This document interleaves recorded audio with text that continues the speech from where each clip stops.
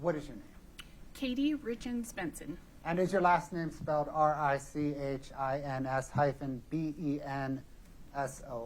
You got it. Okay. I'm going to stand here because I would like you to address the jury. And I'm hoping that if I stand close to the jury, if you mistakenly shift to me, you're still addressing them. Okay.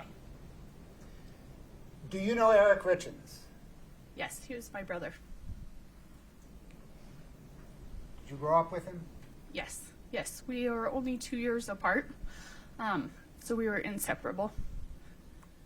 What was your relationship like as you grew up together? So we did everything together. We went to school together. We worked on a ranch. So we have a family ranch that's been passed down for generations. We worked on the ranch together. We fished. We hiked.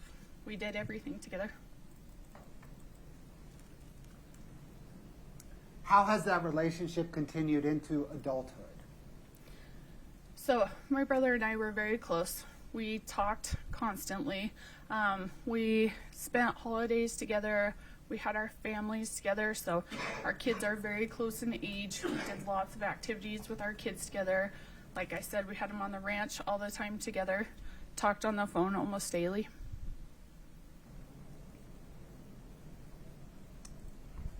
What was Eric's personality like as an adult? Eric was one of the most likable people. I'm sorry, guys. Okay. There are tissues if you'd like. Okay. So, he was one of... Sorry, I'm trying so hard. He was one of the most likable people you've ever met. So, Eric was the kind of person that loved everyone. It did not matter who you were, where you came from, where he met you. Everyone thought they were his best friend. If you talked to him, they all said, "I'm Eric's best friend," because that's the way Eric made you feel. He was upbeat. He was positive. He literally would give a stranger he met on the side of the road his jacket, anything to help anyone out. That's the kind of person he was. What did he like to do? How did he spend his time? So, the number one thing that Eric loved was his kids. So he would do anything for his boys. He was the best dad you would ever see. He was a phenomenal uncle. If there were kids involved, he was there. He would show up. So whether it be soccer games, so he coached my nephew's soccer. And he was the dad that coached, that went and got all the signs that were special, so he'd get there before the soccer games, put all the signs up so the kids had their team name everywhere. He also was adamant about making sure they learned how to work. So my parents were very focused on teaching us how to work, to have that strong work ethic. So he had his kids on the ranch, teaching them how to work. He loved the outdoors. He loved to play sports. Anything that revolved around his family, the outdoors, is what my brother loved. Did he plan for his children's future? Yes. So there's not a waking moment that my brother was not focused on his kids. So he had money set aside every single month to go into a fund so that by the time the kids got to college, they could pay for their college and hopefully have some left over for like a down payment on a house or something like that. He had every aspect planned. This is the kind of dad Eric was. So I told you we have a ranch. I love horses. My brother did too, but not quite as much as me. He liked ATVs a little bit better. So his oldest son, Carter, loved horses from the day he was born. He and I share that. So Eric tried to get Carter with me as much as possible on the horse because that's what Carter loved. I would ride the horse with my little nephew in front of me, and my brother would be to the side of me with an ATV with food, snacks, anything that Carter needed. he would have it right there so that Carter didn't have to get off the horse because he wanted Carter to be able to do whatever he wanted. And if Carter would fall asleep, which he would sometimes, Eric would take him into the side-by-side, hold him until he woke up, bring him right back up to me, put him back on the horse, and let him go the rest of the day.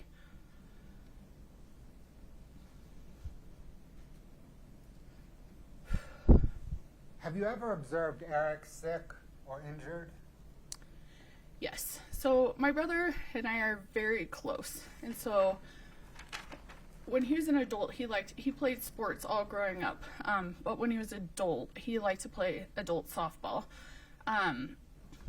He did get hit a few times. He got hit by a ball, and these games would go to like midnight, 1 o'clock.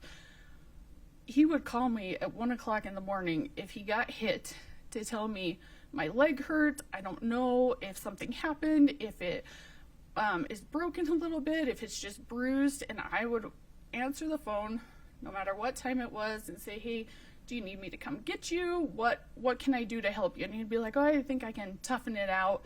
I'll call you in the morning and let you know. But honestly, it didn't matter if he was in another country. He called me from other countries to tell me he didn't feel well. So if his mental or physical well-being was ever in question, he would call me.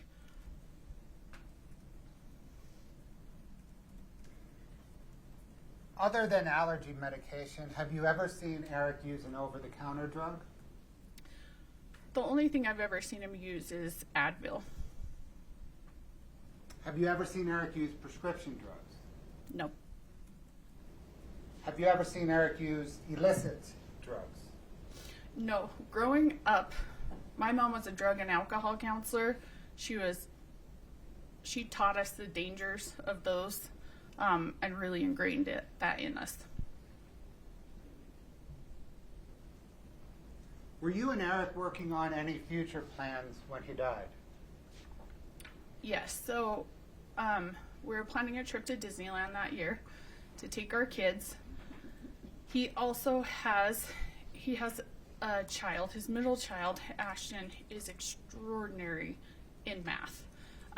We were finding programs to get Ashton enrolled in that summer for coding so that we could kind of harness that math. He was only 7 at the time, but he's just outstanding. So we had just barely gone to the zoo together. We kind of just planned our lives together. We talked all the time. Are you familiar with the home that Eric lived in when he died? Yes, I owned it and I sold it to my brother. Scott, if you can bring up 1-1, please, for Your Honor, for everybody but the jury.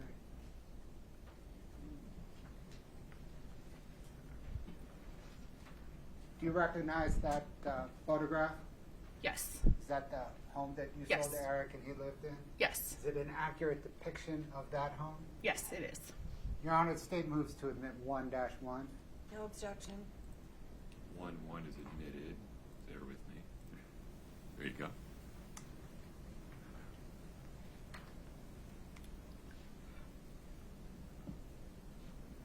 Where, Miss Richins-Benson, is that home located? That is in Francis, Utah. And is it, it looks like it's on a cul-de-sac. Is it on a cul-de-sac? Correct. It's on a cul-de-sac. When did you sell him the home? In the latter part of 2012. Had you been to the home regularly between then and when Eric died? Yes. Do you know how many homes are on that cul-de-sac today? So on that cul-de-sac, there's 7 homes with driveways that go into that road and cul-de-sac.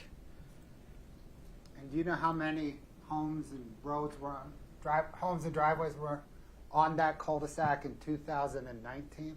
Yeah, all the homes were built out by 2016.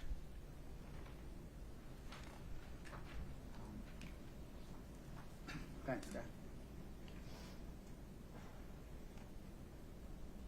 Scott, can you bring up 4-1?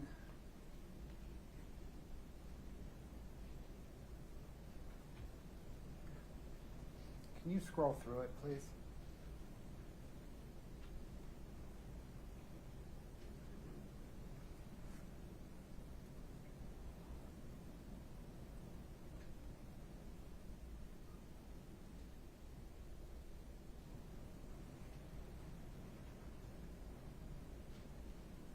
Ma'am, do you recognize that document? Yes, this is my brother's prenuptial agreement with Kouri. And how do you recognize it? I saw it the day they signed it. So on the day of his wedding is when they both signed it, and I read through it with him on the day of his wedding. Your Honor, state moves to admit 4-1. No objection. 4-1's admitted.